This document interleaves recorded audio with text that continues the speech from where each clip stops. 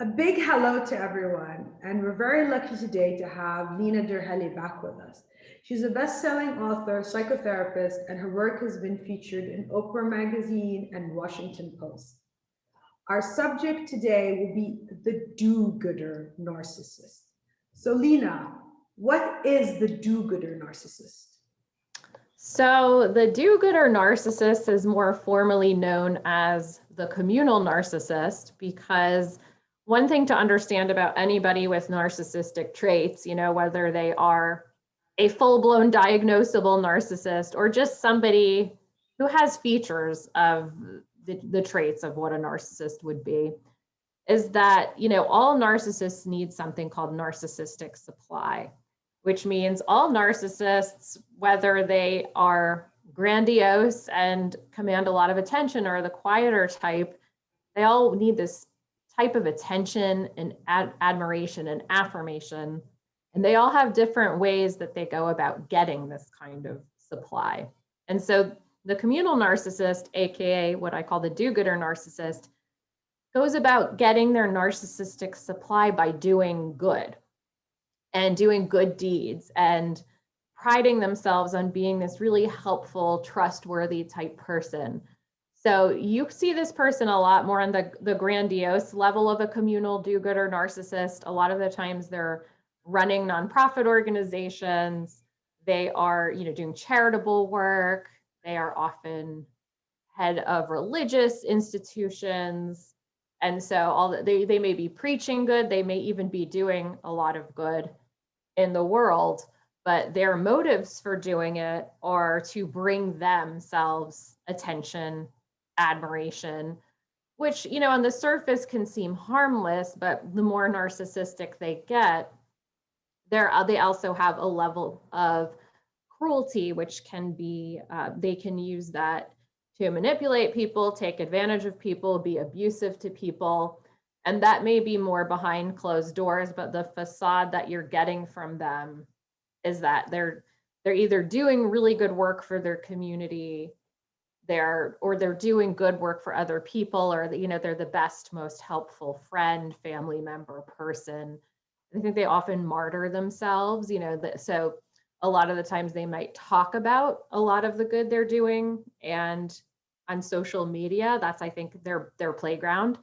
And so a lot of the times you can kind of get a sense because they're always posting about all the good they're doing. So, I raised all this money for this charity, or look at me making, sandwiches for the homeless. And, they may have like a full face of makeup while they're doing it and kind of posing and putting it out there for the world to see. So the good deeds aren't really done quietly, but they're kind of done in a look at me kind of way. But that's just one way that they might use this to fulfill the supply for themselves. Okay. So, why is it so difficult for people to spot these kind of narcissists? That's a very good question. And I recall a conversation with a good friend that I had recently where we were talking about a person who does all of this good on the surface, but it sort of does some pretty nefarious things behind, closed doors or in more subtle ways. And I said to my friend, just because somebody does good does not mean they are good. And so there's a difference between, again, these performative gestures of goodness or labeling oneself as a good person, by saying, I'm trustworthy, I'm this, versus actually being that and living those qualities out.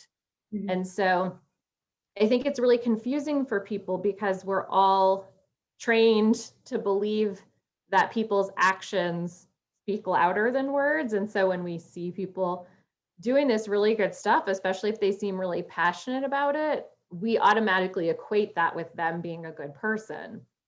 But that's really dangerous in a lot of ways, because if they are acting in, and I've heard some extreme stories about communal narcissist people actually going and doing, missionary work and then abusing children behind the scenes. Well, so maybe they're doing some work in nonprofit around helping children in different countries. They're then abusing them. So sometimes people will take these positions of power and disguise them as being helpful. This is sometimes where you hear about teachers or people in positions where they're have some kind of power over children, where they may be doing good work, but behind the scenes, they may, I've had several clients over the years who were abused by people in these type of positions. And so, it can be very confusing when we see people who are doing what we believe is the right thing, which is service to others. But again, how far did they take it? How do they use it? Do they use it to manipulate people, to abuse people? What are their motives for doing it? Do their motives match up? Are they quiet about it versus are they grandiose about it? And so it just gets very confusing to distinguish. Sometimes you have to really know a person well to know their motives behind doing it. And so, but I think the key takeaway here is to remember, again, that just because somebody does good does not mean that they are good. So if you have a gut feeling that, somebody say on, Facebook or Instagram or whatever, seeming to do all this great work for the community, all this charity work, whatnot, but you have a weird feeling in your gut about them, something just doesn't necessarily feel genuine about it, that's something to pay attention to. If you see that they're not really aligning that work with their values in their personal life, that could be another clue. But generally, it's a very confusing kind of conundrum here to have sort of the two parallel forces of good versus and charitable and communal versus narcissistic and self-centered. Okay. So I guess you probably tell people, take your time and get to know someone really well before passing any kind of judgment. Yep, that's good. And also, always, my advice is always listen to your gut. If something feels, if something feels off, just pay attention to that. You don't have to make any big decisions, but just sort of pay attention to that and trust that sometimes your gut is picking up on something that's not quite right. Okay. Well, thank you so much. That was really great. Well, I'm hoping you come back again. We'll find something new to talk about, but this was great. Thank you very much. I really appreciate you taking the time out to give us this information and advice. Thank you, Nadia. Talk soon. Bye. Bye.